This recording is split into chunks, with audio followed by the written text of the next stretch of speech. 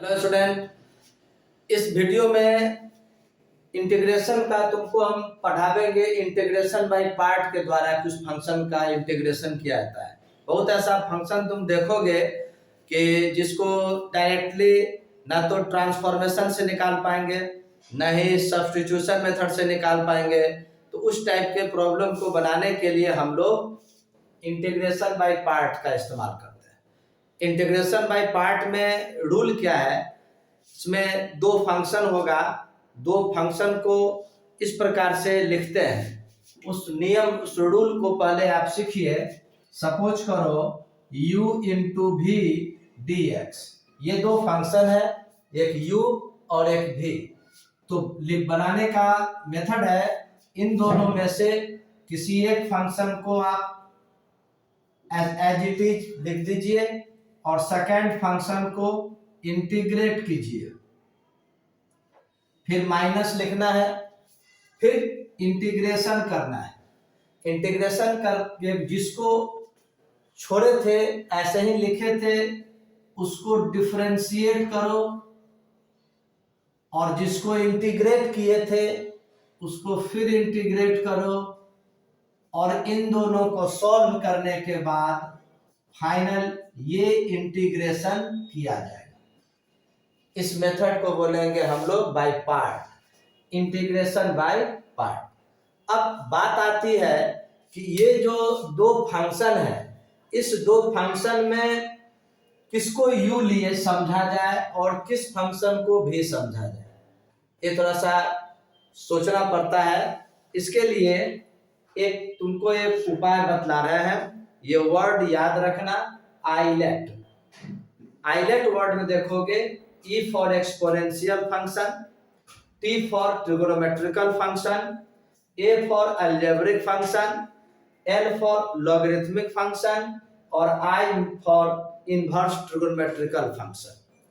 तो यहाँ पर कुछ दो फंक्शन में इस लेटर के ऑर्डर के आधार पर जो पहले होगा उसी को तुम ऑलवेज u के रूप में लेना है कि नहीं, और सेकंड वाले को v के रूप में लेंगे। जैसे मान लो ये एग्जाम्पल दिए हैं, अब इसमें जो भी एग्जाम्पल है वो सिंपल है, प्रैक्टिस करने के लिए है।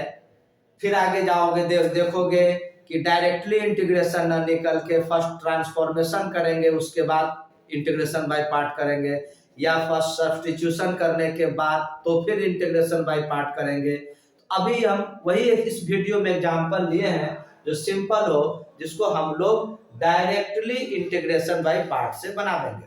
जैसे फर्स्ट क्वेश्चन को देखोगे, x means algebraic function a और sin 3x means trigonometrical function t। a और t यहाँ देखोगे इस वर्ड में a पहले आता है और t बाद में आता है, इसलिए a मतलब अलजेब्रिक फंक्शन x को u के रूप में लेंगे और sin 3x को v के रूप में लेंगे। सेकेंड क्वेश्चन में देखोगे x स्क्वायर अलजेब्रिक फंक्शन और log x लॉगरिथमिक फंक्शन। तो ये हुआ a और ये हुआ l। इसमें वर्ड में देखोगे l पहले आता है और a बाद में आता है, इसलिए l मतलब log x को हम लोग u के रूप में समझेंगे और x स्क्वायर को v के रूप में इसको समझ करके इस रूल पर सेट करेंगे। इसी टाइप से सभी है ना, किसी भी प्रॉब्लम को देखोगे तो इसी टाइप से बनेगा। हम इसमें एक या दो प्रॉब्लम को सॉल्व करते हैं, उसको ध्यान से समझिएगा, उसको प्रैक्टिस कीजिएगा। जैसे सपोज करो हम फर्स्ट क्वेश्चन लेते हैं, सिखलाते हैं first question x sin 3x का इंटीग्रेशन। फर्स्ट क्वेश्चन लेते हैं, I equal to integration x sin 3x dx। यहाँ देखोगे ये अलजेब्रिक फंक्शन है और ये ट्रिगोनोमेट्रिकल फंक्शन है। आइलेट वर्ड में a पहले आता है, इसलिए x को u के रूप में लिखेंगे। u के जगह पर इनपुट करोगे x को और v के जगह इनपुट करोगे sin 3x को। तो इम्प्लाइज I इक्वल टू ये जिसको x को रहने दिए, ये x को रहने दिए और फिर इंटीग्रेशन sin 3x को हम लोग इंटीग्रेट करेंगे। फिर ये जो माइनस है इस माइनस को लिख के फिर इंटीग्रेशन का साइन लिखेंगे और जिसको छोड़े थे, जिसको एज इट इज जो ही ऐसे ही लिखे थे उसको डिफरेंशिएट करोगे और जिसको इंटीग्रेट किए थे उसको फिर से इंटीग्रेशन करोगे dx एंड होल dx। यहाँ एग्जामिनेशन वगैरह में लिख देना क्या इस्तेमाल किए, तो लिख देना by integrating part, integrating part हम इस रूल का इस्तेमाल किए। सिंपल लोग बाय पार्ट भी बोलते हैं इसको। अब इसका आंसर लिखोगे implies I equal to sine x का इंटीग्रेशन माइनस कॉस एक्स, तो साइन 3x का हो जाएगा ये माइनस और ये x को अरेंज करके लिख दिए cos 3x और रूल है x में जो भी मल्टीप्लाई होगा आप उससे डिवाइड कीजिए। ये minus integration dx upon dx 1 होता है और इसका फिर लिखोगे माइनस cos 3x अपॉन 3 और ये dx लिख दोगे। क्लियर। अब इसको सॉल्व करो। i इक्वल टू ये minus 1 upon 3 x cos 3x, ये माइनस और ये माइनस प्लस कर देंगे, ये 1 अपॉन 3 को बाहर लिख देंगे, integration cos 3x dx। Again implies i equal to minus 1 upon 3 x cos 3x। अब फिर देखो डायरेक्ट इसको लिखते हैं cos 3x का इंटीग्रेशन sin 3x अपॉन 3 और ये पहले से 3 तो 3 3 जा 9 sin 3x plus integration plus integral constant, यही इसका आंसर हुआ। ये बहुत सिंपल है, 2 मार्क्स का क्वेश्चन पूछने वाला है, ये पूछेगा तो इसी प्रकार से बाय पार्ट का इस्तेमाल करके आप बना सकते हैं। अब देखो क्वेश्चन नंबर 3 को सॉल्व करते हैं। 3 में भी देखोगे 2 फंक्शन है, x square plus 1 algebraic function और ये लॉगरिथमिक फंक्शन। एल देखोगे पहले आया इसलिए लॉगरिथमिक फंक्शन को हम लोग u के रूप में लिखेंगे। तो i इक्वल टू ये log x को लिख देंगे और एक्स स्क्वायर प्लस 1 को हम लोग इंटीग्रेट करेंगे इस फॉर्मूला से। फिर माइनस यहाँ है, माइनस लिख देंगे। अगेन इंटीग्रेशन जिस log x जिसको u समझे थे उसको डिफरेंशिएट करो d log x upon dx और जिसको इंटीग्रेट किए थे उसको ये इंटीग्रेट करना होगा x square plus 1 dx and then whole in dx, bracket में लिख देंगे बाय पार्ट। इस रूल का इस्तेमाल किए। अब आंसर लिख दो i इक्वल टू ये log x इंटू देखोगे एक्स स्क्वायर का इंटीग्रेशन एक्स क्यूब अपॉन 3 और 1 का integration x minus log x का डिफरेंशिएशन 1 अपॉन x और इसका x cube upon 3 plus x dx। इसको फिर थोड़ा सॉल्व करना पड़ेगा।